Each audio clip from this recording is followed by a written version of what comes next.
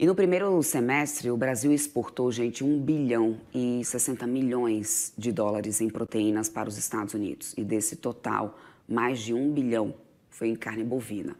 Para nos explicar o impacto do tarifaço de Donald Trump no agro e principalmente no comércio de carne bovina, eu chamo agora o diretor da Athena Agro, o Maurício Nogueira, que já está aqui comigo. Maurício, muito bom dia para você. Obrigado por ter aceito o nosso convite. Nos dá um pouquinho do seu tempo nessa sexta-feira para falar de um assunto tão importante nesse momento. Bem-vindo aqui à nossa programação. Bom dia, Débora. Muito obrigado pelo convite. É um prazer estar aí com vocês. Muito obrigada, meu querido. Vamos lá, Maurício. Olha, eu tenho acompanhado aí que você tem dito, inclusive, que apesar desse cenário internacional, né, sugerir uma janela de oportunidade para o Brasil, a realidade do agro, principalmente quando a gente pensa na pecuária, é outra, né? Ou seja, é o que muito do setor tem dito, inclusive o senhor. Eu queria entender o que torna essa perspectiva de redirecionar exportações para outros mercados tão limitada na prática nesse momento. Débora, a maior preocupação nesse momento é o tempo para a gente organizar essa operação. Então, além de você frear toda a exportação que vai para os Estados Unidos ou reduzir, então veja aí que a BIEC tem sido até insistente em dizer que essas tarifas inviabilizam as exportações para lá, né? Então, os frigoríficos vão ter que se reorganizar, negociar com outros países, tem toda a questão logística, toda a questão operacional, então vai levar um tempo. Então, a gente até trabalha aqui com o cenário de que nós vamos ter um impacto muito grande, como já está acontecendo, no curto prazo, e depois a gente acaba reequilibrando tudo, né? A questão, Débora, que desmontar um animal abatido, um boi, né, o tamanho do boi que ele é, o tanto de corte que tem, ela é uma operação complicada. Se você pegar hoje a carne exportada para os Estados Unidos, no primeiro semestre, que a gente aumentou, né, quase mais que o dobro do que foi exportado no primeiro semestre de 2024, toda a produção para os Estados Unidos representa mais ou menos 5% do abate sob fiscalização federal. E para cada quilo que a gente manda para os Estados Unidos, a gente produz outros 900 gramas de carne que acaba indo para outros mercados ou fica no mercado interno. Então, o impacto do mercado norte-americano ele é muito maior do que parece para a nossa produção de carne. Então, tudo isso vai levar um tempo para os frigoríficos se organizarem e a gente, claro, vai ter que assimilar esse prejuízo na cadeia produtiva. Uhum. Em termos logísticos, o que representa, então, perder esse canal com os Estados Unidos nesse momento? Tanto aqui, Maurício, como também do outro lado, né? O que isso vai representar para o mercado doméstico dos Estados Unidos? É interessante, né? Lá nos Estados Unidos, a gente vai ter um provável aumento no preço da carne deles, né? Então, a posição dos Estados Unidos é muito particular no mercado internacional. Eles exportam aí 1,2 milhão de toneladas de carne por ano, a projeção para 2025. Só que eles vão importar, Débora, 2,2 milhões de toneladas em 2025. Então, a diferença entre importação, inclusive o Brasil, segundo o maior fornecedor, né, e exportações dos Estados Unidos, ela dá mais ou menos 990 mil toneladas. Então, a hora que eles deixam de comprar do Brasil, e só no primeiro semestre foram aí 260 mil toneladas, quando a gente converte em equivalente carcaças, né, 180 mil toneladas métricas, 260 mil em equivalente carcaça.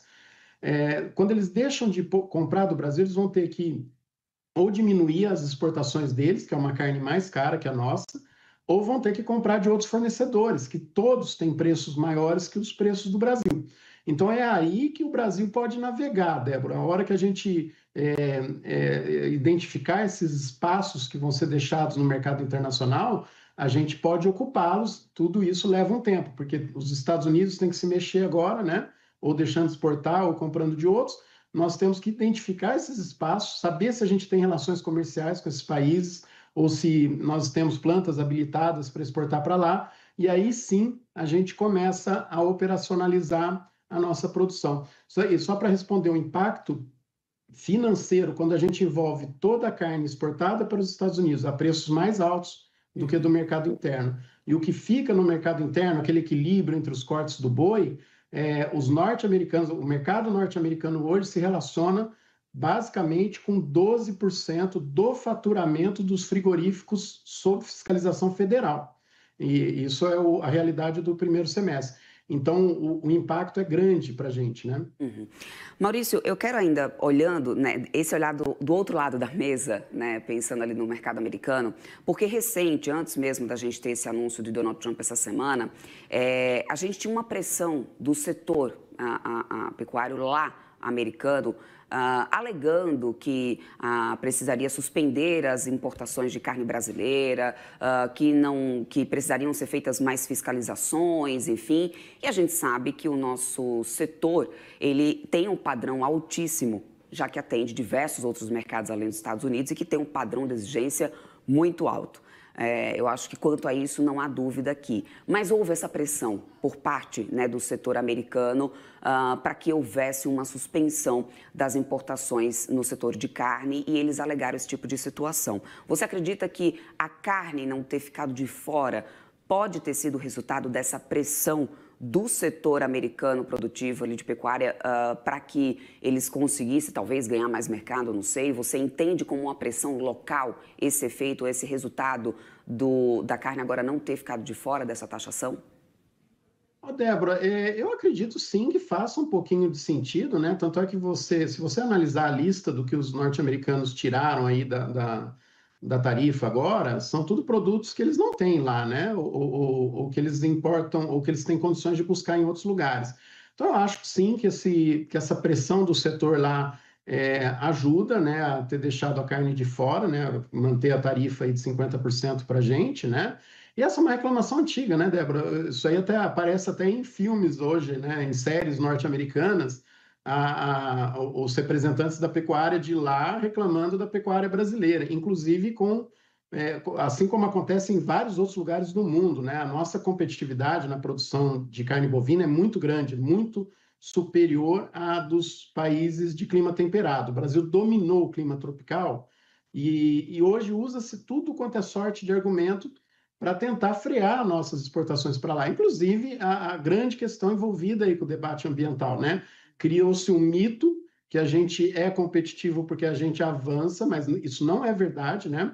A produtividade da carne bovina no Brasil nos últimos 35 anos aumentou 190% em o que a gente ganhou em produtividade, né? Então, nós estamos cada vez mais sendo mais eficientes no nosso sistema de produção. E olha que interessante, do total que a gente produz no Brasil, a gente exporta só 32% da carne produzida. E mesmo assim, em 2025, a projeção é que o Brasil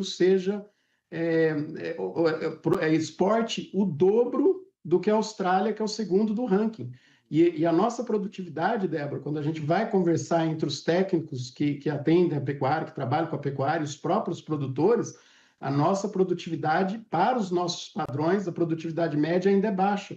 Então, imagina a hora que a gente começar a aumentar mais ainda a produtividade, o tanto que esse mercado brasileiro vai ser consolidado. Isso assusta o mundo inteiro, né? Então, você tem muita conversa ou de questões sanitárias ou de questões ambientais, buscando algum motivo tarifário para frear a participação do Brasil nesses mercados. Então, faz sentido, sim. E o que é curioso, né, Maurício, é que isso acontece bem no momento em que os Estados Unidos não têm uma boa quantidade, né, de gado em rebanho. Teve até uma apuração do nosso âncora Fernando Nakagawa, que está disponível lá no blog dele, inclusive, que ele fala justamente sobre isso. Estados Unidos mantém tarifaço a carne brasileira com o menor rebanho em meio século. O Departamento de Agricultura, inclusive americano, mostra que os pastos têm, né, lá hoje pouco mais de 94 milhões de cabeças, que é o menor número da série histórica. E ainda assim, né, manter essa pressão realmente. É claro, isso aqui aconteceu, gente, na apuração do NAC, ele explica, por questão também, né, climática, devido à seca, a custo também com produção, com a perda de pastos e também aumento de custo, né, para poder manter esses rebanhos com alimentação, ou seja, tudo isso torna mais caro, então tudo isso vem impactando bastante o setor, ou seja, até mesmo para dar conta da demanda interna, vai ser nada tão fácil, a gente sabe que não vai ser algo muito fácil, né, de acontecer, Maurício. Agora, olhando para esse lado de cá, né, para o Brasil, Que tipo de prejuízo os frigoríficos enfrentam já, a partir de agora, com essa ruptura? Eu te digo que enfrentam já porque a gente já tem a tarifa anunciada, tem muitas tratativas aí, negociações em andamento, mas não é uma produção que simplesmente você começa de hoje para hoje. Como você falou, existe toda uma questão de logística e tudo mais. Então, qual que é o tipo de prejuízo que os frigoríficos enfrentam nesse momento? E eu trago ainda mais uma observação que frigoríficos, aliás, foram os primeiros, além, né, do setor de pescados, a anunciarem suspensão de atividades, né? Então, como que está a situação nesse momento? Então, lembra que toda essa operação ela é muito detalhada, né? Então, o frigorífico está contando com esses mercados, aí você tira um determinado mercado, ele tem que se reorganizar todo para saber como que ele vai manter a rentabilidade dele. E aí, olha que interessante, Débora, no primeiro momento, ele tira mesmo o pé do acelerador, então para de abater, reduz o abate, que é o que já aconteceu desde o anúncio, porque a gente não sabia, né?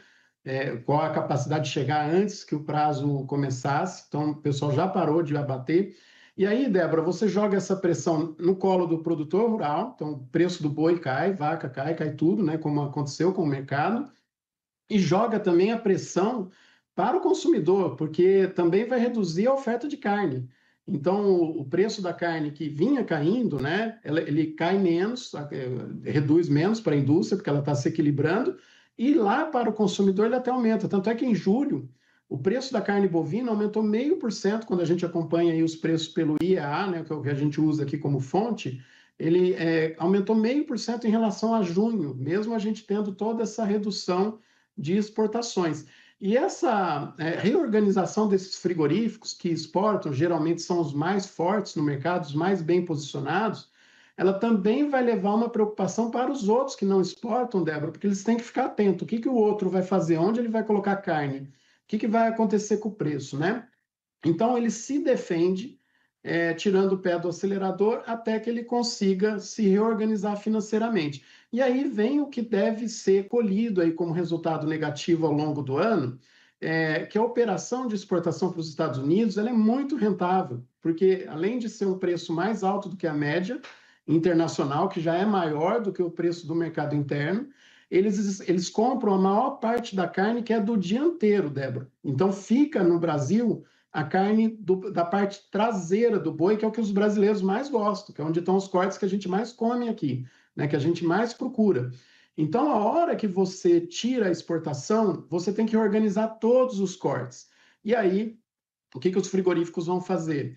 Para obter a rentabilidade, ele pressiona de um lado e pressiona de um outro. Então, no balanço do ano, nós vamos ter um mercado um pouco mais complicado do que o que a gente teria, porque para ele manter essa operação dando dinheiro, dando recurso, ele vai ter que jogar boi para baixo, carne para cima. Quem que vai ganhar essa queda de braço? Aí depende de oferta e demanda. Tem muito boi para bater? Nós estamos no período mais complicado do ano, né, em termos de oferta de boi, a gente não sabe quanto tem pela frente, mas é essa queda de braço que vai definir quem perde mais, ou o consumidor ou o produtor rural. Mas é um equilíbrio aí que o setor não estava contando. E isso, inclusive, desestimula, né? Se você traz esse problema para o setor produtivo, Débora, todo esse ganho que a gente está tendo em produtividade, né, aplicação de tecnologia, o produtor também tira o pé do acelerador. Claro. E esse é o risco que o Roberto Perosa, lá da BIEC, tem insistido bastante, né, em todas as falas da BIEC. Se você desestimula agora, nós vamos ter o efeito inflacionário lá em 2026, 2027, assim por diante, porque vai faltar carne se a gente parar de estimular o produtor a produzir nesse momento, né? Só muito rapidamente, Maurício, porque a gente já está com o nosso tempo bem estourado. Você falou sobre essa oscilação do preço, inclusive essa possibilidade, diante de toda essa questão de risco de perda de produtividade, o resultado disso na inflação da gente e, no final, até da possibilidade de falta mesmo de mercadoria.